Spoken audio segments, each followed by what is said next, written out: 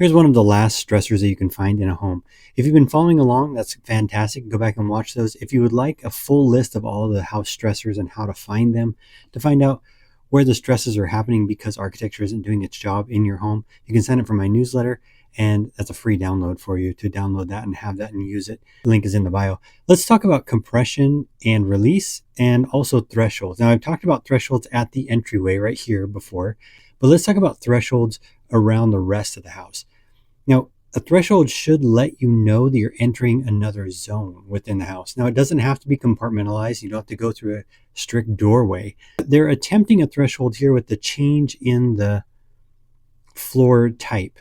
They have the circulation as being this tile, and they have the landing areas as this wood. Now, this feels very commercial. So the way to improve this, they could have dropped this ceiling down, make this more cozy here. So you have a lower ceiling here, you have the high ceiling, then you have that compression into here, and that release happens there. This one, they have these big, huge thresholds, but it's so high that you barely feel that as you transition into this space. If we look at this one, there's no change whatsoever. Now we're seeing this light, but that's just from the window. That this is actually just a flat ceiling across here. No thresholds on the ground at all, no compression, no release. This home here has some great compression and release happening and thresholds. Now we have this threshold here, drastic color contrast between these two, so you visually see that when you're walking around. It's the same flooring through here, but this right here, this change and this color here, you know you're in a different zone. Now they've carried that color over to here, but mostly it's that white. So you can feel that transition, that the ceiling isn't so high that you can't feel that. And then of course into this zone, they added an area rug, but also look at the ceiling treatment right there. This is a very common mistake that I see.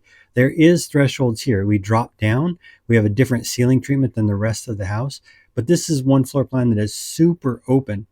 Now it's good for this room, it's happening. Compression through this threshold and release into this room with a higher ceiling. It's doing that beautifully. Everything has been painted the same color. So even though you're saying, Sean, but look, there's these thresholds right here. It'll separate this zone from this zone. Well, it's too high for one.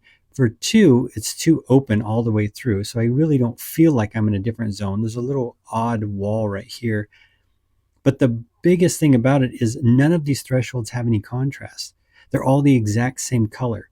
So in my mind, in my subconscious and my psyche, when I'm not directly paying attention to it, it all just becomes a flat white, and it's just one big, huge room. Interior thresholds are tricky, and they're mostly overlooked because people open up the floor plan and they don't think they need them. Well, our brain needs them. Our body needs to feel that we're getting into a different zone. And so compression and release is a big part of that. Color change is a big part of that. Ceiling drop is a big part of that. And really it goes along with edges and centers that I talked about in the last video. And they all work together. You can't just separate them out individually like I've done here. It does help with teaching, but floor plans and design is holistic and they all have to work together.